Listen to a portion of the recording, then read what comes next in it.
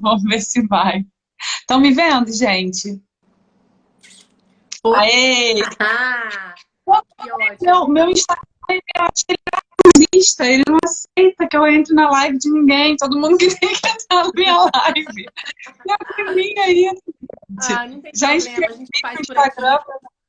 O É, mais que coisa, importante é a não gente consigo. ter o conteúdo, né, assim, divulgado para as pessoas. E aí a gente inverte. Quem está embaixo convida quem está em cima. Pois é. Deixa eu só Ai, te falar uma gente. coisa. A gente tem colocado as nossas lives no nosso IGTV. Então, quando você encerrar a live, se for possível, tenta baixar o vídeo. Ou botar no seu IGTV e depois compartilhar com a gente, porque a gente deixa disponível Tá, para as pessoas também. eu vou fazer o meu Bom, possível, que a minha negação internética talvez impeça, mas vou tentar. é o oposto à sua inteligência, né? Hum, E a toda a sua disponibilidade para falar sobre esse assunto incrível que a gente vai falar hoje aqui, que é a violência obstétrica. sempre, sempre. Vai Que é chamar um para falar assunto de que você violência. sabe muito. Tô aí. Então, eu estava contando lá no início, mas eu acho que a gente pode falar aqui de novo. Eu sei que a gente está invadindo o seu perfil, mas para falar um pouco do Fardo de Ternura, que é um grupo de apoio à gestação, parto e pós-parto, né? A gente atende em Niterói, no Rio. Eu sou Fernanda, uma das coordenadoras e cofundadora do coletivo. E hoje a gente convidou você para falar um pouco para a gente sobre esse assunto. Uma mulher que a gente admira muito, todo o conhecimento, toda a sua trajetória. E a gente está muito feliz de estar junto aqui. Conta um pouquinho aí do seu caminho. Eu agradeço pelo convite, Fê. É muito prazeroso sempre trocar com vocês. Bom, eu sou doula, né? Como você, educadora perinatal, consultora de amamentação também. E desde 2011, quando eu engravidei do meu primeiro filho, que eu comecei a perceber que parir nesse país não era tão fácil quanto eu imaginava que seria, né? Eu achava que eu ia engravidar, ia entrar em trabalho de parto, ia para a maternidade, ia ter um parto normal e ia ser lindo. Durante essa gestação, eu fui descobrindo a realidade do cenário obstétrico brasileiro, fui me envolvendo com outras mulheres que estavam na mesma busca e fui começando a descobrir o que era violência obstétrica, que há 10 anos atrás não tinha esse nome, né? Não existia, esse termo não era utilizado. E desde então eu comecei a militar e a sempre trazer à tona essa temática, né, da assistência digna ao parto, enfim. Então eu venho desde então atuando nesse sentido.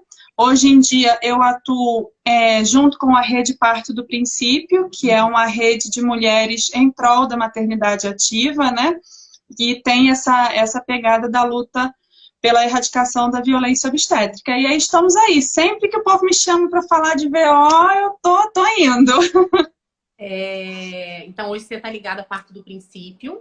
Parte do Isso. princípio. E você também não fazia um mestrado ou um doutorado na UERJ?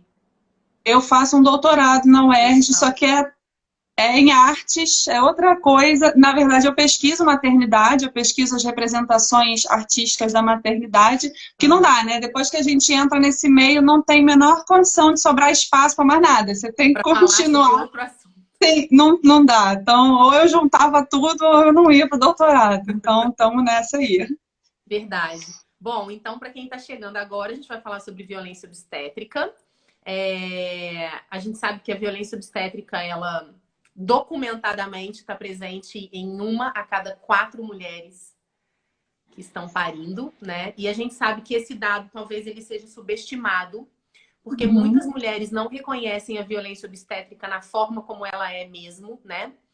E muitas mulheres também não relatam que Sim. sofreram violência obstétrica.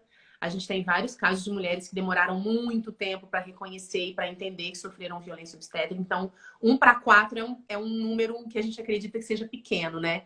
Principalmente porque a gente sabe que a violência obstétrica, ela nem sempre ela vem de uma forma agressiva. Ela vem de uma forma muito sutil, com muitos vieses, assim, daquela pessoa querida, né? De que tá te Sim. fazendo bem, que tá trazendo só coisas legais para você, que tá ajudando você e o seu filho a nascer. Então, acho que esse número ele fica prejudicado, né? Por todas essas nuances. Fala um pouquinho pra gente sobre a história da violência, assim, no Brasil. Como que a gente começou a estudar sobre isso, falar sobre isso. E antes, eu acho que é legal a gente falar que quando a gente fala de violência obstétrica, a gente não tá falando que ela é exclusivamente do médico obstetra ou da médica obstetra, né? Que ela pode ser, inclusive, institucional, mas são duas coisas separadas e a gente vai falar sobre esse assunto aqui. Acho que é importante. Isso aí. Isso que você falou é bem importante da violência obstétrica ser lida muitas vezes como cuidado, né? A gente tem uma prática muito intervencionista no nosso país, a assistência obstétrica no nosso país é uma assistência muito intervencionista e a gente alcançou um patamar de naturalização dessas intervenções desnecessárias, dessa medicalização excessiva do parto, que as mulheres são violentadas e saem daquela experiência de violência achando que elas receberam cuidado. Muitas vezes elas não saem satisfeitas da experiência que elas viveram, mas elas não conseguem nomear que foram violentadas porque não identificam a violência nessas práticas. Uhum. Em termos de história da violência obstétrica no Brasil, a violência obstétrica ela caminha muito junto com a medicalização e a hospitalização dos partos. Os primeiros registros que a gente tem de violência obstétrica no mundo, assim, de mídia, né, do mundo, são da década de 50, dos Estados Unidos, os primeiros relatos de situações que extrapolavam o aceitável dentro do parto, né? Uhum. Aqui no Brasil, o primeiro relato que a gente tem é da década de 80, que houve no Grupo Séries, que era um grupo de mulheres pesquisadoras que desenvolveu um trabalho falando da falta de dignidade da assistência ao nascimento, né? Da assistência errada. E aí, desde então, esse tema ele começa a ser elaborado, né? As pessoas começam a refletir a respeito, até que nessa última década a gente começou a dizer, não, a gente precisa nomear.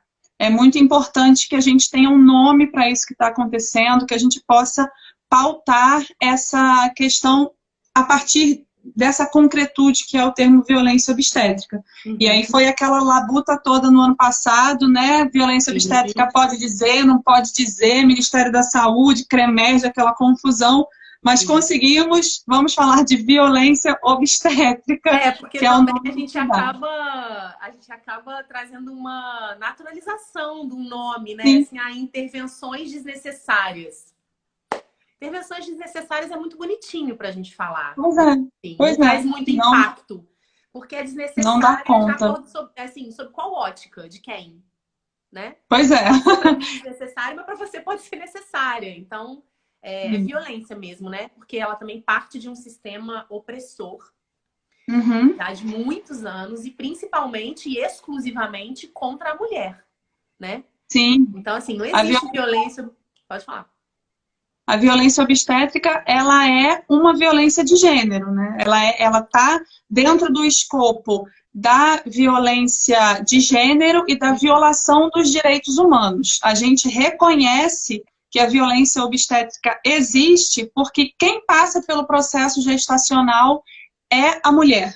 Existe uma questão estrutural de violência contra a mulher que faz com que a violência obstétrica entre aí muito facilmente nesse âmbito de violação de direitos humanos. Sim. E a violência obstétrica é qualquer intervenção desnecessária, né, que não seja necessária para aquele momento, qualquer intervenção que não seja consentida pela mulher.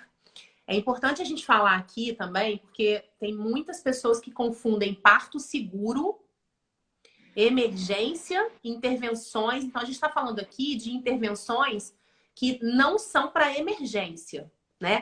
A gente não está falando aqui de uma intervenção que precisa interromper naquele momento o trabalho de parto para salvar a mulher ou o bebê, né? Isso é uma discussão também de muito tempo. A gente está falando aqui de intervenções que podem e devem ser discutidas em tempo hábil, que existe um tempo para discutir, né? E se a mulher aceita ou não aceita aquele tipo de intervenção. Então, é qualquer intervenção desnecessária, qualquer intervenção não consentida pela mulher, qualquer situação que coloque a mulher em situação de opressão, vergonha, talvez a gente pode considerar isso. Sim, né? sim.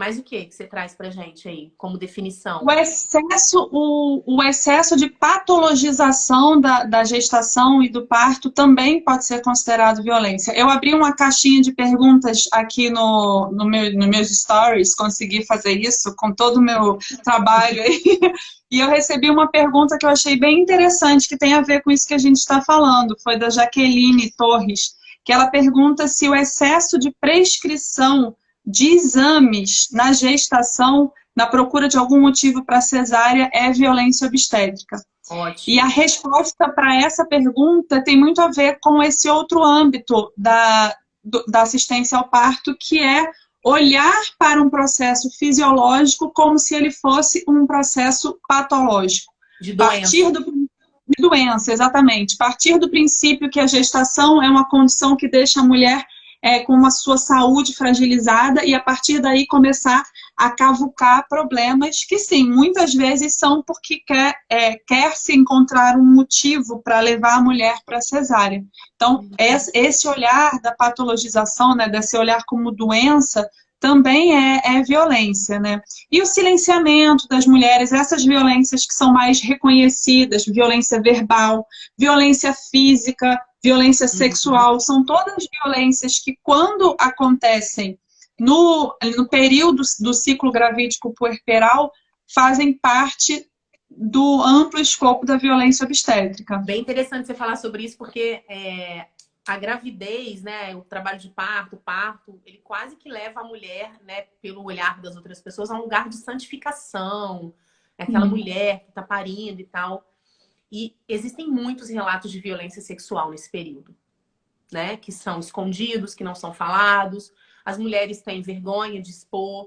Então, a gente que está nos grupos sempre, né, vê alguma coisa. Fui fazer um exame de ultrassom e o médico não usou o pano enfim, fez um toque sem consentimento. Ou então, na hora da cesárea, eu senti que a mão estava num lugar diferente. Ou a pessoa fez um comentário desagradável, tipo, olha que peito lindo, olha como ela tá arrepiada, enfim, né? Esses comentários, assim, que as pessoas, infelizmente, não consideram como violência, né? E como agressão mesmo.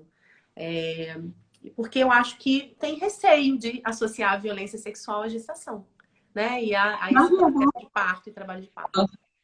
Sim, ontem a gente estava participando da live lá com as alunas da Fiocruz, do curso de formação de doulas, e rolou esse papo que foi bem interessante, que é a gente precisa olhar para o parto e para a gravidez como uma das fases da nossa vida sexual e reprodutiva. O parto, a gestação fazem parte da nossa vida sexual. O parto é também um evento sexual, não só porque ele advém, ele surge, né, de um evento sexual, como ele mexe com as mesmas, com o mesmo metabolismo, com os mesmos hormônios, as mesmas funcionalidades do sexo. E muitas mulheres sentem prazer parindo também. Sim, então, sim. Eu tenho muito esse olhar de que a violência obstétrica existe por uma questão também moralista, de um histórico moralista que a gente tem, que é olhar para uma mulher grávida e ver ali a materialização de uma vida sexual. A mulher que está grávida, ela fez sexo. Então, a nossa sociedade quer enxergar a mãe como uma santa, né? A mãe, como você falou, assim, a maternidade é uma beatificação da nossa existência. E aí não cabe uma vida sexual. Então, a gente tem esse estereótipo, né, de Maria, que é a grande mãe, o grande estereótipo da mãe, o grande arquétipo da mãe na sociedade ocidental, que é uma mãe virgem, que é uma mãe que não passou pelo ato sexual. Então, o sexo vinculado com a gestação é também um dos motivos sutis e muitas vezes não racionais, assim, né? É estrutural. Está por trás das nossas ações da violência obstétrica. Sim. Vamos falar um pouco sobre o que é assim, o que a gente enxerga como violência obstétrica, que é tipo, que a gente precisa acabar de verdade e que não dá mais para suportar. Por exemplo, posição litotômica, que a gente sabe que quase 95% das mulheres hoje no Brasil estão parindo nessa posição sem que essa posição seja escolhida por elas, né? Então, é uma posição imposta. Então, a gente pode dizer que não escolher a liberdade de posição é uma prática violenta. Ou, na verdade, não permitir que a mulher escolha a posição para parir é uma prática violenta, né? E que a maioria das práticas violentas leva a desfechos muito ruins, né? A gente já tem isso com comprovação científica. A gente não está falando aqui porque é nível de evidência é, que eu costumo dizer. Né? Porque a gente nível acha de que é evidência assim. opinião do especialista. Não, a gente tem evidência sobre isso, né? Então, não permitir que a mulher escolha a posição para parir, tudo bem. E aquela sugestão sutil, sabe? Senta aqui, põe a perninha aqui. E a mulher fala, não, não quero. Não, mas vai ser melhor. Senta aqui, põe a perninha aqui. Isso também é violência obstétrica? Tudo que retira da mulher a autonomia e o protagonismo do processo de parto pode ser considerado violência obstétrica. Se a mulher está sendo conduzida, ainda que de uma forma delicada, sutil e carinhosa, e muitas vezes no ímpeto de cuidado mesmo, eu não acredito que todos os profissionais violentem as mulheres, né, porque são violentos. Tem muito da violência que é natural, estrutural. Mas quando a gente tira da mulher essa autonomia de decidir como ela quer fazer, tira ali o protagonismo dela, isso é violência obstétrica também, ainda que bonitinho. Eu sempre falo isso, assim, ninguém abre uma episiotomia para sacanear a mulher. Senta aqui que eu vou te cortar, eu vou cortar seu períneo, eu vou ferrar com a sua vida sexual, né? Senta aqui que eu vou fazer isso. Não, a pessoa faz isso porque ela acredita que isso realmente vai salvar a vida de um bebê, quando a gente sabe que não, né? Episiotomia, então, a gente pode considerar como uma prática de violência, já que a gente tem evidências aí desde 80, né? Ou até um pouco antes disso, de que ela é uma prática totalmente desnecessária, né? Não tem nenhum embasamento científico. Sim, episiotomia, para quem não sabe, é o corte no períneo, né? Que não é uma laceração natural. Episiotomia é mutilação genital.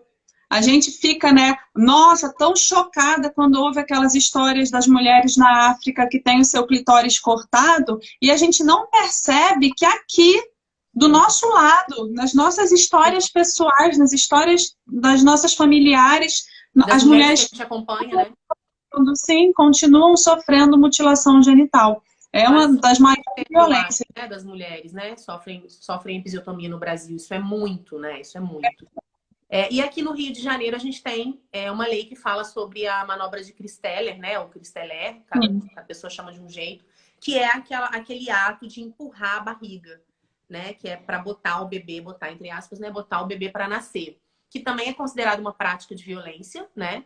E já prevista em lei para punição, né? Então, o profissional que executar... Essa manobra é proibida por lei no Rio de Janeiro. E é curioso porque a manobra de Christeller é a única prática obstétrica que serve a esse padrão de prática obstétrica, né? Do parto que é assistido normalmente. Ocitocina, a epísio mesmo, todas essas práticas medicamentosas ou invasivas, a manobra de Christeller é a única que é contraindicada. Ela não só não é recomendada, como ela é contraindicada, porque ela, de fato, pode causar desfechos muito graves e muito perigosos, né? Descolamento de placenta, quebra de órgãos, ruptura de órgãos, quebra de ossos. É uma manobra muito violenta. Essa, sim, assim. Impacta também na vitalidade, né? O nascer do bebê. O bebê pode nascer com apgar menor, precisar de um suporte maior para reanimação logo após o nascimento. E aí alguém fez uma pergunta aqui, né? Não dar anestesia, analgesia, no caso, quando é pedido pela gestante, pode ser uma agressão?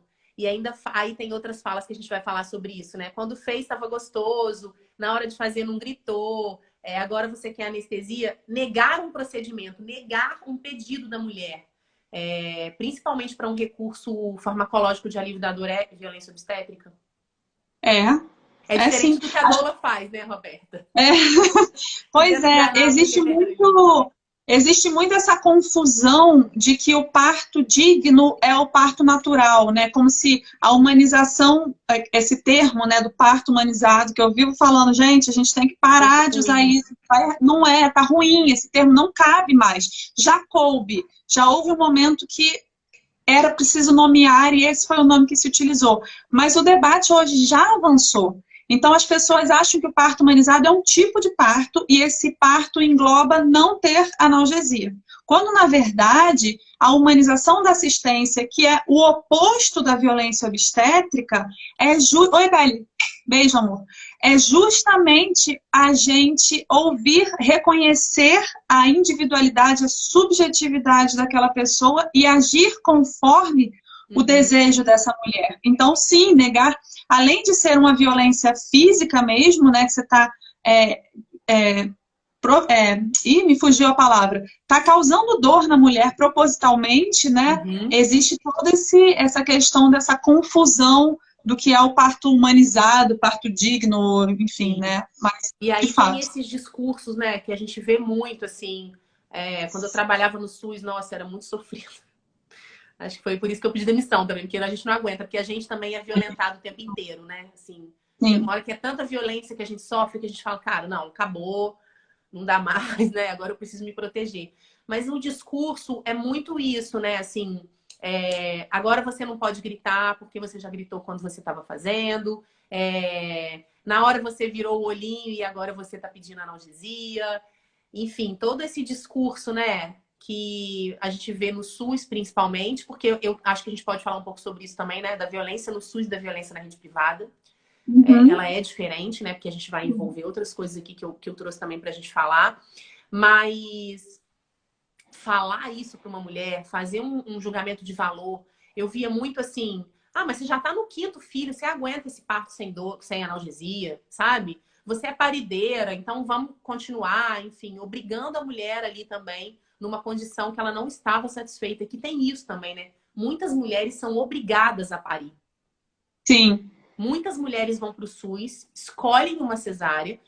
A gente não vai falar aqui sobre o que as fizeram escolher a cesárea, porque a gente sabe que é desinformação mesmo, né? E também é a possibilidade, a necessidade, a possibilidade de olhar para trás e falar, cara, minha mãe, o parto dela foi horroroso, gritaram com ela, cortaram ela, empurraram a barriga dela, botaram ela no soro. Eu não quero viver isso de novo. Né? Então, eu quero uma cesárea. É aquilo que a gente fala, né? Aquela camisa, aquela frase linda que é chega de parto violento para vender cesárea.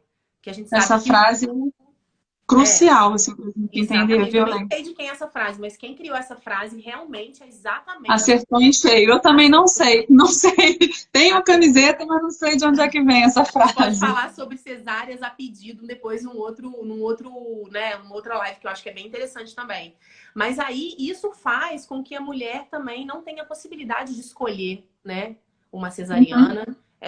E ela é violentada também nessa escolha dela, né? Então, isso é muito importante da gente falar. E aí, fazendo essa comparação do SUS com a rede privada, o que você vê na sua prática, assim, que acontece mais no SUS, que não acontece na rede privada? Eu acho que a gente pode falar um pouco sobre cor, classe social, né? Assim, plano de saúde, consultório privado e assistência no SUS. Primeiro, eu acho importante a gente entender que a violência obstétrica, ela acomete todas as mulheres. Todas as mulheres estão sujeitas a passar por violência obstétrica, independente de outras condições associadas. Mesmo que a mulher seja branca, seja rica, seja super escolarizada, ela está sujeita a passar por violência obstétrica.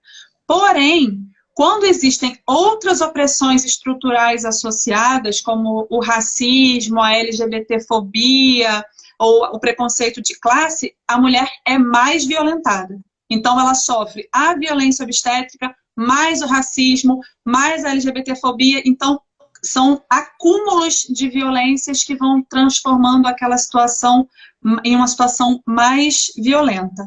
Basicamente, assim, a diferença no SUS para a rede particular está muito ligado à opção pela escolha da cesárea, né? Apesar de ter... Isso é um outro debate gigantesco, né, como você falou, pela escolha da cesárea, mas as mulheres, elas têm um relato de abandono e de falta de opção de escolher no SUS pela cesárea por métodos de alívio da dor. Então, no SUS, a gente tem essa prática, que é uma prática de deixar a mulher mais tempo desacompanhada, né? Ainda que dentro dos limites da segurança. É um outro tipo de olhar, a gente não tem aquela assistência 1 para 1 o tempo todo ali com a mulher. E aí, se a mulher não entender que tudo bem ela ficar ali só ela mesma, ela e quem está acompanhando ela durante o trabalho de parto, ela vai se sentir violentada. Já no particular ou no plano de saúde, a gente tem mais essa violência velada, que é a violência da indução a um parto, a uma cesárea, a uma gestação mais medicalizada, é uma retirada muito grande de protagonismo da mulher quando a mulher vai para a rede privada e para o plano de saúde, que hoje em dia no nosso país tem uma taxa de cesárea que passa de 90%, né, na rede suplementar. Então, essa falta, agora isso une as duas coisas, né? A falta da escolha, o impedimento de escolher tá tanto de um lado quanto do outro. Então, a violência está aí. E a gente tem também um número maior de usuárias no SUS, negras. Oi, né? Lu. A gente tem mais negras no SUS, mulheres de classe social diferente das mulheres que estão na rede privada. Isso faz com que elas sofram mais violência, né? Sim. Então, tenham procedimentos sem necessidade, enfim. Eu me lembro que eu acompanhei um parto uma vez numa maternidade do SUS aqui do Rio. Achei muito interessante, assim. Porque o bebê nasceu e eu conhecia a pediatra da sala de parto. Porque a gente dava plantão juntas há muito tempo atrás. Quando ela me viu, ela ficou super feliz e tal, blá, blá, blá, blá. O bebê nasceu super bem. E ela nasceu, já logo retirou do colo, botou o bebê na UCR, né, para avaliar e tal, e encapotou o bebê todo. E aí eu achando que eu ia ter uma entrada super boa, assim, com a pediatra, porque a pediatra já tinha trabalhado comigo e tal, fui lá e falei para ela, olha, já tem tanto tempo que ele nasceu e tal, será que a gente pode botar em contato pele a pele, né, para ficar com a mãe e tal? E aí ela virou e falou assim para mim, então, normalmente, não dá, assim, quando a mulher não tem doula, a gente aspira o bebê. Olha só. Quando a mulher tem doula, a gente não pode aspirar. Então, pode ser que ele esteja um pouquinho mais cansado, mais hipotérmico e tal. Quando ela me falou aquilo, eu falei, então quer dizer, assim, que as mulheres que têm doula sofrem menos violência do que aquelas que não têm doula. E aquelas que não têm doula são aquelas que têm pouco acesso à informação, né? Principalmente, porque é o papel fundamental da doula é levar informação para essa mulher. Eu fiquei pensando, então, assim, a maioria das mulheres que estão parindo aqui nessa maternidade não tem doula. Quando a gente vai lá acompanhar um parto, a gente vê uma ou duas num monte de salas de parto. E quando tem, né? Então, quer dizer, a maioria das mulheres também está sendo violentada no direito de ficar com seus bebês em contato pele a pele, de possibilitar que os seus bebês não sofram violência, né? Porque isso, a gente sabe que aspirar um bebê sem necessidade é violência neonatal, que também é um outro tema que a gente pode falar, mas isso me chocou muito. Porque eu voltei pra casa com aquilo, né, assim, batendo forte em mim, assim. A gente tem evidências mesmo científicas que comprovam que a presença de um acompanhante de escolha da mulher, né, e aí a gente tem, não precisa necessariamente ser a doula, mas uma outra pessoa naquele cenário de parto, diminui drasticamente as chances dessa mulher sofrer violência obstétrica, pelo menos essas violências que são mais reconhecíveis, né? A violência verbal, a violência sexual. Essas violências, a presença de um acompanhante diminui muito a chance dela sofrer. Quando entra a doula, a gente tem uma diminuição da violência e uma elevação da sensação de satisfação com o parto. Então, a doula, ela traz esse acréscimo de que a mulher saia daquele acontecimento, daquele parto, mais satisfeita. Sim, porque, né, tem toda a informação, tem todo um processo anterior ao parto que deságua num parto mais satisfatório. Mas ter alguém lá é muito importante. Eu acho, inclusive, que teve uma pergunta de alguém sobre um acompanhante, né, sobre a presença Legal. do pai. Que Pode a pessoa significar que o pai perguntou. participe do parto e só permitir que ele entre só quando está na fase expulsiva? Não, né? A mulher tem direito a um acompanhante desde a internação até o pós-parto, um acompanhante da sua escolha. Pode ser, né, homem, mulher, quem ela quiser, né? Uhum, sim, é uma lei Companheiro. federal. É uma lei federal desde 2005, a Lei 11.108, ela é conhecida como Lei do Acompanhante. Se vocês colocarem aí no Google, vai aparecer, pode imprimir, coloca junto com os documentos da gestação e saibam que vocês têm direito a ter um acompanhante de escolha. O único pré-requisito em situações normais é que seja maior de idade. Não precisa ser homem, pode ser mulher, não precisa ser da família. Qualquer pessoa maior de idade entrou na maternidade para internar para o parto, esta pessoa pode ficar com você o tempo todo até aqueles primeiros dias ali pós-parto, na internação, em uma situação de saúde normal, né? Que não houve um acréscimo internação para além do pós-parto imediato. Então, acompanhante o tempo todo para cesárea, para analgesia, vai tomar analgesia para cesariana, o acompanhante pode ficar do lado, não tem essa de sai que quando estiver nascendo a gente te chama, não. É o tempo inteiro. Sim. Isso, inclusive, agora, né, em época, enquanto a gente está vivendo essa pandemia, essa lei ainda não foi revogada. Então, a gente sabe que tem muitas maternidades, muitas equipes proibindo a entrada do acompanhante. A gente vê isso que a Roberta falou na rede privada aos montes, muitos pais esperando do lado de fora da sala, enquanto a gente está ali circulando, né, nos trabalhos de parto que a gente fica nas maternidades privadas. Sempre tem um pai sentado do lado de fora esperando o momento do bebê nascer. E aí, no SUS, a gente vê muito, principalmente quando é cesariana, o pai não conseguir assistir o nascimento, porque quando lembram de chamar, o bebê já nasceu, né? Isso é desumano. Isso não é nem... acho que a gente não precisa nem falar sobre... A gente fala sobre descumprimento da lei, mas passa antes, sabe? Por uma questão humana de você olhar para aquela mulher e falar, meu Deus, o pai dessa criança, ou a mãe dessa criança, né? Porque a gente está falando aqui de configurações várias, precisa estar aqui, quer estar aqui, ela quer que ele esteja aqui. Então, antes da gente falar sobre lei, se é lei, se não é, quem não quer assistir o nascimento do seu filho, sabe? Então, isso é uma... E além de ser nesse caso, além de ser uma violência obstétrica, é uma violação dos direitos da criança. É uma violação do Estatuto da Criança e do Adolescente, porque aquela criança que está nascendo tem direito a estar acompanhada pelos seus responsáveis na hora do seu nascimento. Então, a gente tem aí uma dupla entrada para essa violação desse direito. Eu acho que teve mais pergunta aqui, Fê. Não sei se... Eu não estou conseguindo subir. Acho que foi só a da anestesia e essa. Vê se na sua caixinha de pergunta tem mais alguma coisa. Tem uma aqui. A mulher pode entrar com a doula e com o marido na sala de parto? No Rio de Janeiro, sim. No Rio de Janeiro... Ai, meu Deus. No estado do Rio de Janeiro, sim. No estado do Rio de Janeiro, existe a lei das doulas e no município também, que é uma lei que faz com que a mulher tenha direito a entrar com o acompanhante, nesse caso da pergunta, o marido e também a doula.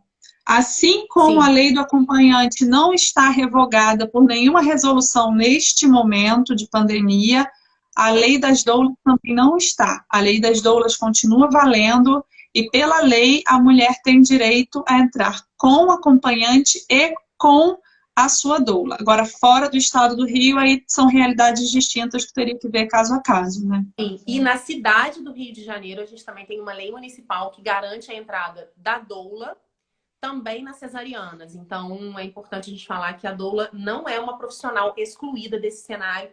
Só porque vai ter uma cesariana, a doula não pode entrar. Pelo contrário, a presença da doula numa cesariana não desejada, né, não planejada, e é muito, muito importante para tratar ali e dar um suporte emocional para essa mulher. Agora, também é legal a gente falar que a doula não é aquela profissional que vai brigar com a equipe para que não seja realizada violência obstétrica. Que a doula é a profissional responsável para que na gestação essa mulher que ela está acompanhando receba informações para alinhar o pensamento junto com a equipe, sendo ela privada, ou construir um plano de parto, né? Importante falar sobre isso, que também é uma forma de prevenção à violência, para levar para o SUS e dar informações também para o acompanhante, para que o acompanhante possa intervir nesse momento da violência e dizer, não, a gente não autoriza, a gente não quer que você faça dessa forma, né? Não é o que a gente deseja. Não é a doula que vai fazer, que tem esse papel de ficar, né? Não vai fazer episiotomia, tira a mão daí. A doula só informa que o nem pode, a gente nem pode, né? A gente, pelo código de ética da nossa ocupação, a gente não pode fazer isso. Tem que ficar ali. A gente não é escudo, a gente é suporte. A gente está em outro lugar, né? A nossa posição diante daquela mulher não é estar à frente dela, protegendo ela. É estar atrás, sustentando ela no desejo dela, né? Então, não tem. A Pichu 120 está perguntando se mesmo nessa época de pandemia pode entrar acompanhante. Foi isso que a gente está falando, gente. A lei não caiu, não está suspensa, pelo contrário, as recomendações dos órgãos de saúde é que a mulher tenha o direito, tenha um acompanhante, justamente porque esse acompanhante vai fazer com que aquela experiência de parto seja melhor, vai diminuir o risco de intervenção desnecessária, vai diminuir o risco de uma cesárea sem indicação que vitimiza o sistema de saúde. A gente está num momento que a gente tem que evitar qualquer tipo de intervenção, a gente tem que evitar qualquer cirurgia desnecessária para não sobrecarregar ainda mais o sistema de saúde. Mas, de fato, tem lugares que estão impedindo e aí vai ser mesmo aquele debate de fazer a lei valer. Só que existe o pré-requisito nesse momento e aí sim a gente tem uma resolução que diz que a mulher pode ter o acompanhante, mas esse acompanhante não pode estar sintomático, não pode ter nenhum sintoma de gripe, não pode ter tido contato com nenhuma pessoa sintomática ou testada positivo para Covid e não pode ter nenhuma comorbidade associada. Se a pessoa tem alguma das doenças do grupo de risco, se tem sintoma ou se teve contato com alguém com suspeita ou confirmação, esta pessoa pode ser negada de entrar na maternidade. Então, tem que ter sempre mais de um acompanhante aí na fila, porque se qualquer coisa acontecer com um, vai ter o outro, porque nesse caso podem ficar assim. E se preparar no que for possível emocionalmente para esse momento, assim, né, dessa substituição, porque as mulheres, né, que estão grávidas, a gente imagina que elas estejam passando por um momento muito difícil agora, nesse momento de pandemia, tendo seus desejos, na verdade, né, deixados assim em segundo plano, exatamente por causa dessa pandemia. Aqui no e seus direitos também, seus desejos e os seus direitos estão sendo violentados. Né? Aqui no Fardo de Ternura, a gente tem levado para as mulheres, assim, que a gente acompanha, né, no coletivo de doulas, o que a ciência está dizendo para que elas escolham, por exemplo, se elas querem um clampeamento oportuno do cordão ou não, imediato do cordão ou não, porque a gente não tem nenhuma evidência, por exemplo, de que exista transmissão vertical, né, ou de um impedimento de um contato pele a pele. Então, o que a gente tem feito vamos levar as evidências. Você vai ver o que a evidência está falando para você dizer o que você quer e o que você não quer, né? E a gente acaba... eu tenho acompanhado alguns partos e a gente tem visto que tem muitas intervenções que estão discordando mesmo, né? Do que a ciência diz. Eu acho que também foi um momento que as pessoas acabaram se utilizando dele para colocar em prática tudo aquilo que elas acreditam de verdade, né? Exato. Então, eu via muito no início lá que a doula vai ser a primeira profissional, que não tem que ter doula nas maternidades, que nesse momento a doula não é uma profissional essencial. Mas quando a gente entra numa assistência ao parto, a gente vê que, na maioria das vezes, quem tem mais cuidado com a transmissão e contaminação é a doula. É a doula. Sim, a gente com está certeza. sempre equipado com face shield, com óculos, com avental, com luva. Sim, eu hoje estava preparando um texto para uma outra atividade que eu vou fazer e eu cheguei nessa conclusão, né, que os profissionais hoje têm que seguir os protocolos de biossegurança e não as práticas de violência. O paradigma está totalmente trocado, porque é isso, é uma violência de gênero, as mulheres estão sempre mais suscetíveis a serem violentadas, a gente sempre vai ser as primeiras a perder direitos, as primeiras a serem violentadas. Então, mais importante do que tirar as pessoas do cenário de parto é colocar segurança no cenário de parto. Profissionais que saem. A Covid não é uma doença que, nossa, você vai chegar perto da pessoa, você vai pegar. Você vai chegar perto da pessoa e vai pegar se você não estiver protegido. Com a proteção adequada, todo mundo pode estar ali sem nenhum risco. Então, uma outra coisa que a gente fala também para acompanhantes nesse momento é levar o seu próprio material, o seu próprio equipamento de proteção individual. Levar máscara, mais de uma, se tiver touca, né, cabelo grande, enfim, levar mais de uma muda de roupa, dizer que está preparado ou preparada para estar protegida e protegendo as outras pessoas de um risco de contaminação. Eu tive mais duas perguntas que apareceram para mim. Eu não sei se tem... Pode fazer. Faltam 15 minutinhos para a gente terminar. No final, eu queria falar só um pouco sobre a questão legal, né? Como recorrer então, à violência. Mas pode fazer essas perguntas aí, a gente vai responder. As perguntas aqui são justamente essas. Qual a melhor maneira de evitar violência obstétrica e o que fazer caso a violência obstétrica aconteça, né? É a Luciana, diretora gestante, que fez essas perguntas. A melhor maneira... Eu acho que a melhor maneira de evitar a violência obstétrica, assim, as melhores, né? Porque acho que não vai ter uma estratégia só. Mas é se munindo de informação, muita informação, né? Levar essa informação para a sua rede de apoio, para o seu acompanhante, né? Construir um plano de parto onde você coloque ali quais são os seus desejos verdadeiramente. Não autorizo tal procedimento. Mas o quê? Uma assistência adequada, né? Buscar uma assistência adequada. O combate à violência obstétrica está na hora dele sair do ombro das mulheres, sabe, Fê? Eu acho que a gente tá ali nessa, não, a mulher tem que se informar, a mulher tem que escrever o plano de parto, a mulher tem que não sei o quê, a mulher tem que não sei o que lá. E às vezes a mulher vai fazer tudo isso, vai chegar lá com unhas e dentes pelo seu parto e ainda assim ela vai ser violentada, porque na outra ponta a gente não tem uma assistência humanizada, uma assistência baseada em evidências científicas. Então, a mulher tem que... Sim, a mudança do sistema de saúde é fundamental. E hoje, como o parto também já virou um produto, né, mercadológico, existem sim locais e profissionais em quase todos os lugares do Brasil que facilitam a gente alcançar um parto mais digno. Então, tem que conhecer, frequentar a roda de gestante e encontrar uma assistência que encaixe com o seu desejo de parto. Porque é isso também. A gente não pode ter um desejo e uma prática que não se encaixe. Sempre vai dar ruim, tem que estar encaixadinho ali. Isso que você falou é muito interessante, porque quando a gente tem uma mulher que participou de várias rodas, né? Você coordena um grupo grande, que é o Ishtar. A gente também, nosso grupo sempre tem muitas mulheres nas rodas. Então, quando a gente coordena um grupo que a gente vê muitas mulheres indo a várias rodas, vão a várias rodas e sabem tudo sobre o assunto e tal, chegam no momento do parto, sofrem violência. A primeira coisa que a gente tem uma tendência a pensar é: não tô acreditando. Essa pessoa soube tudo, a gente passou toda a informação e ainda assim ela não conseguiu se colocar, o parceiro não conseguiu se colocar. No segundo seguinte, a gente tem que pensar: o sistema é muito cruel. Sim. É muito provável que eu ou você, conhecedoras do assunto, empoderadas no assunto de assistência ao parto, se a gente chegar num lugar, numa situação de vulnerabilidade, com dor, parindo uma criança num local violento, a gente provavelmente não vai conseguir lutar contra o sistema.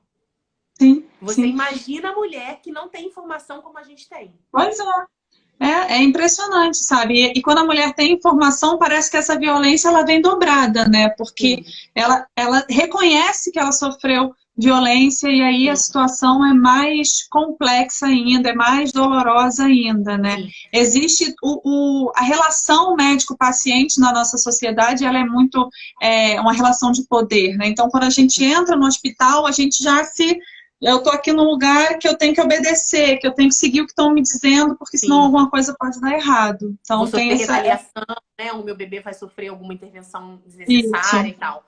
E antes da gente falar da parte legal, que eu acho que vai dar tempinho, é muito importante a gente falar também que se você é uma pessoa que ouviu uma história de violência relatada por alguma pessoa próxima, por uma cliente sua que você foi doula, Se você naquele discurso identificou que essa pessoa sofreu violência, você não é a pessoa responsável para falar para aquela pessoa que ela sofreu violência. Esse tempo de elaboração é dela, ela vai descobrir, e se ela não descobrir, tá tudo bem. Né? Você não vai estar enganando, a não ser que ela te pergunte a sua opinião. Aí é uma outra situação, você É vai outra ter conversa. uma outro tipo de conversa, você vai usar vários tipos de formas de acessar esse lugar. Não você falando para ela que ela sofreu violência, né? Porque isso pode causar uma marca muito, muito forte. E já te agradeço por ter me ajudado a reconhecer isso um dia. Mas vamos falar sobre as partes legais. Vamos lá. O que fazer em caso de violência obstétrica, né? Não teve jeito, se empoderou, procurou a equipe, nananana, sofreu violência do mesmo jeito. O que a gente pode fazer, existem vários caminhos para se fazer, que vai depender um pouco do tipo de violência e quem causou esta violência na mulher. Como você falou, existe a violência institucional, que a gente vê muito em assistências de plantão, em assistências em que a mulher não fica com um profissional o tempo todo, mas sim ela sofre um padrão violento. O protocolo daquele lugar é um protocolo de violência, então a gente tem a violência institucional, mas a violência obstétrica, ela pode e deve ser denunciada na ouvidoria daquela instituição, se for um parto hospitalar, né? Todo hospital, toda maternidade tem um telefone de ouvidoria ou um e-mail. E-mail, então, é melhor ainda, gente, porque aí deixa registrado, entendeu? Qualquer coisa tem prova ali. Então, entrar em contato com a ouvidoria, entrar em contato com o conselho profissional da categoria profissional que causou a violência, ou das categorias, CREMERGE, CFM, ABENFO, enfim, a doulas, exatamente, né? Denunciar nos órgãos profissionais, denunciar no 136, que é o disque da saúde, né? Que a gente liga para poder fazer as denúncias de saúde. O número 100, 100, que é para denúncias de violações de direitos humanos, também se encaixa. Isso aí a gente está de denúncias, né? Quem que a gente avisa que a gente foi violentada. Sim, e isso impacta no sistema. A gente acha que não vai dar em nada, mas vai. Principalmente em maternidades que são ou que são particulares ou que recebem verbas particulares mesmo sendo públicas. Sim. Porque administradas por OS, por exemplo, né? Exatamente. As maternidades, elas têm um score ali, né? Então, se a maternidade começa a cair no conceito, ela começa a ganhar menos dinheiro. Então, é legal falar que essa denúncia pode ser feita por qualquer pessoa que estava na cena da violência. Não necessariamente só pela mulher que sofreu a violência. Pela dor, pelo acompanhante, pela técnica de enfermagem, pela assistente social que passou ali naquela hora, por qualquer pessoa, né?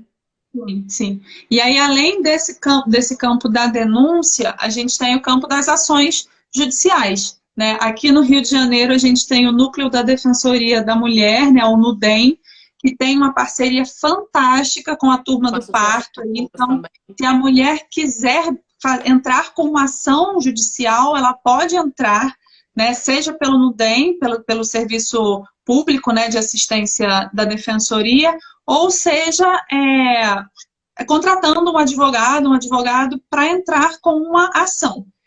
É difícil a gente ter resultados positivos, assim, com ações de violência obstétrica, salvo quando há uma consequência grave para o corpo da mulher ou para o corpo da criança, mas ainda assim, às vezes tudo que a mulher precisa ouvir é: sim, realmente o que aconteceu não foi legal, você sofreu uma violência, ainda que isso não vá reverter em uma indenização ou em um afastamento daquele profissional, mas o reconhecimento institucional de que a mulher sofreu violência, às vezes é o suficiente para compensar aquela dor, né? Aquela sensação. E a validação desse discurso também, né? Validar esse discurso, a validação desse discurso, Sim, né? É isso. Abrir a escuta para essa mulher e falar: olha, vem aqui que eu posso te ouvir, tá tudo bem, né? Você pode se sentir segura aqui nesse lugar, sem nenhum tipo de julgamento, para dar esse relato. Então, eu acho isso assim, quanto mais também a mulher fala sobre isso, eu vejo isso muito na prática, mais ela elabora, né, o que ela viveu naquele trabalho de parto, tanto quando não houve violência, quanto houve violência. Então, também dá espaço para essas mulheres falarem sobre isso, né? É importante. Tem mais alguma pergunta aí? Não, para mim, acho que só vieram essas. Deixa eu ver aqui a caixinha, peraí. Acho que fazer em caso... Ah, sim, são as que eu já li, que estão aqui ainda. Sim, tá. Sim. A gente ainda tem um pouquinho de tempo e eu acho legal a gente falar, para terminar, de um assunto que não é muito legal, que é a relação da violência obstétrica com a mortalidade materna.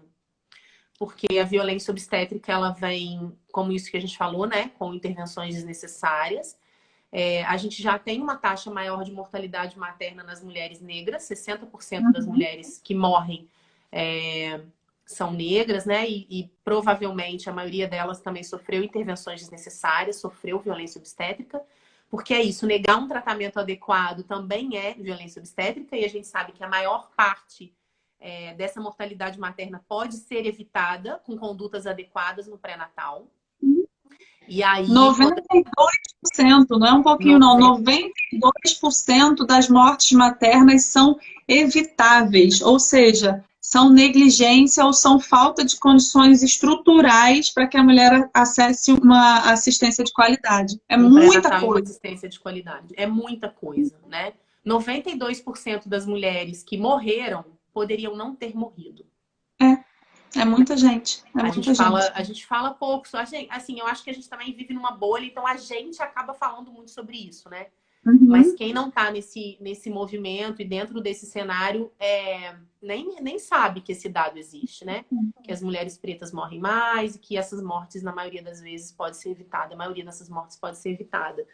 E aí também falar um pouquinho de uma violência que eu acho que é importante, grave, né? Além de não respeitar todos os desejos da mulher, que é uma bobeira, assim, sei lá, eu quero uma luz baixa, eu quero silêncio no período expulsivo, eu não quero ser incomodada, eu não quero que me ofereça analgesia, não respeitar esses desejos, né, que são básicos, mas que é o puxo dirigido no momento do período expulsivo, que é uma prática de violência, né? Sim. Porque a gente já tem comprovação de que ele traz malefícios para o bebê e para a mulher também. A gente não está falando aqui de um puxo dirigido ou orientado em mulheres que estão totalmente anestesiadas, que não têm a menor noção de como... Uma né, condução. Exatamente. A gente está falando de mulheres que sentem o puxo espontâneo e que são orientadas a fazer força no momento que a gente nem sabe se está na hora de fazer força, né? Pois é. É uma violência que, assim como a manobra de Cristaler, tem impactos muito objetivos ali, muito fáceis da gente perceber, né? Na fadiga da mulher, na falta de oxigenação da criança, queda de batimento cardíaco, né? Alteração de batimento cardíaco, uma rotação errada da saída da criança que pode causar uma distócia, a criança pode, né, nascer com o ombro primeiro, tem uma distócia de ombro, o parto fica muito mais complexo simplesmente porque não se respeitou a vontade da mulher de fazer força espontânea, né? Índice de laceração perineal, né? Isso é importante também, o puxo dirigido pode trazer isso. E também trazer para um ambiente uma situação de agitação e de muita gente falando, impedindo que a mulher entre em contato com esse momento que é muito profundo e muito transformador, que é o período expulsivo. Que eu, assim, não sei se você percebe isso, mas eu percebo na minha prática que é quando a mulher mergulha de verdade dentro dela, assim. Ela não quer olhar para nada, que ela não quer saber de nada. Quando você está falando muito ali, você tira a atenção da mulher e impede que ela passe por esse momento que é tão transformador, que é o momento do nascimento do bebê, né? É bem legal. Eu queria também falar de uma questão que eu sempre gosto de trazer, que é a violência obstétrica nas situações de abortamento. As mulheres que estão passando por um aborto, elas são ainda mais violentadas do que as mulheres que estão parindo. Existe uma prática, né, um olhar de que se a mulher abortou, das duas uma, ou ela causou aquele aborto, ou o corpo dela não funciona direito, então ela não presta para esse lugar maravilhoso, beatificado da maternidade. E aí eu tô falando de olhares subliminares, assim, uma pessoa não vai verbalizar isso. Sim. Mas existe uma culpabilização muito grande da mulher que aborta e ela é mais violentada. E a cereja dessa violência, né? Cereja não, que cereja é uma coisa gostosa, mas o cúmulo dessa violência é a mulher que aborta ter que ficar no mesmo quarto, na mesma enfermaria de mulheres que estão com os seus bebês, enfim. Ou é em muito processo de indução, ou com seus bebês quase nascendo, enfim. E o abortamento é muito violento. Aquela fala clássica do abortamento que é: fica tranquila, daqui a pouco você engravida de novo. Exato. Super violento. Super isso violento. É muito violento, né? Assim, isso é muito violento. Fica tranquila, daqui a pouco você engravida de novo. Fica tranquila que ano que vem você tá aqui de novo. Não deu nem tempo de se apegar, foi tão rápido, né? Você nem deu tempo de amar, de sentir essa criança, nem mexeu. 7 né? semanas, 7 semanas é nada. Não dava nem para ouvir o coração direito, né? E aí vem essas falas que são muito violentas. Sem contar que essa mulher, ou ela tá junto com essa mulher que você falou que teve seu bebê, ou que tá em processo de indução e tal, grávida, com o bebê vivo na barriga. E também, quando acaba o procedimento ali, sei lá, precisou curetar, fazer alguma coisa, ela é largada em qualquer lugar sozinha. Sim. Até que ela vá para um quarto que seja de uma maternidade privada, né? Uhum. Isso é realmente impressionante. Essa violência é uma violência de cortar o coração, né? De cortar o coração. Sim. E alguém falou aí da violência com mulheres que estão com bebês falecidos, né? Os natimortos também. Existe muita violência nesse sentido. O impedimento da mulher viver aquilo de uma maneira fisiológica, né? Com uma indução, mas ter um parto normal, ou mesmo se ela quiser optar pela cesárea de novo. A falta do direito de escolha nesse momento, o afastamento da criança, a impossibilidade da mulher, às vezes, registrar aquela criança, que a gente já tem uma lei que pode registrar, e essa acomodação errada. Eu só queria responder que teve uma pessoa que perguntou mais de uma vez o que a gente acha de parto em casa. Não é o tema, a gente não vai entrar nesse assunto, só queria dizer que todas nós acreditamos que o parto seguro, o parto digno, o parto respeitoso acontece onde a mulher se sente mais segura, mais confortável, onde ela deseja parir. Então, a gente não vai ter, nós enquanto doulas profissionais, a gente não tem que ter nenhuma opinião a respeito de onde essa mulher quer parir, fica a critério da mulher, mas sim, o parto domiciliar é um parto seguro para gestações de risco habitual. Só porque eu não queria deixar que mais de uma vez eu tô aqui, eu tenho que achar um lugar para responder. Exatamente, isso é legal falar, né? Eu também, a gente aqui no Fardo de Ternura também compartilha dessa mesma opinião que você. Parto seguro é onde a mulher quer parir, se ela tiver condições para isso, né? Se ela for uma gestante de risco habitual. Mas é importante a gente falar que um parto domiciliar não está isento de violência obstétrica. Que a violência também acontece dentro do parto domiciliar. É claro que com um número muito menor, né? Uma incidência muito menor. Mas ele também pode acontecer ela também pode acontecer dentro de um parto domiciliar, dentro da sua casa. Quando a você é negado, por exemplo, o direito de não ter uma fotógrafa. Ou de não ter a sua doula, que você gostaria de ter no seu parto domiciliar, né? Ou então de não ser transferida por pedido de analgesia quando você solicita. Isso também é uma prática violenta e que pode acontecer no parto domiciliar. E a violência obstétrica, ela pode acontecer na gestação também. A mulher pode sofrer violência nas consultas de pré-natal, no momento de fazer exames, ela também engloba aí essa fase. Nara, eu li o que você escreveu, eu sinto muito mesmo, espero que você encontre conforto, se quiser conversar, se quiser fazer alguma coisa a respeito, enfim, estou à disposição, tá bom? Meu abraço apertado. Parte meu coração ler esse tipo de coisa. Realmente é muito triste, mas receba aí o meu abraço, tá bom? Nara? Sim. Nara, eu não consegui ler você. Ela teve um natimorto por conta de violência obstétrica. Então, realmente... É isso, gente. Violência obstétrica mata. Violência obstétrica mata. A gente não tá falando contra a violência obstétrica porque a gente quer que a mulher vá parir com a luzinha apagada, com a musiquinha tocando de fundo. Não, a gente quer uma assistência digna, uma assistência segura, onde mulheres e bebês saiam vivos, saiam bem e saiam se sentindo Felizes e Satisfeito. potentes. Vai acabar, Fê, 30 Ó, segundos. Mara, um abraço muito apertado. Eu não li o seu relato, mas eu senti a energia daqui. O fardo de ternura também está aberto para você quando você quiser. Estamos aqui. Roberta, um prazer enorme. Gente, obrigada pelo convite. Vamos fazer mais. Lembra de gravar o vídeo, tá? Por favor. Vou gravar. Gente, boa noite, boa hora para quem estiver grávida. Tudo de bom para Beijo. você.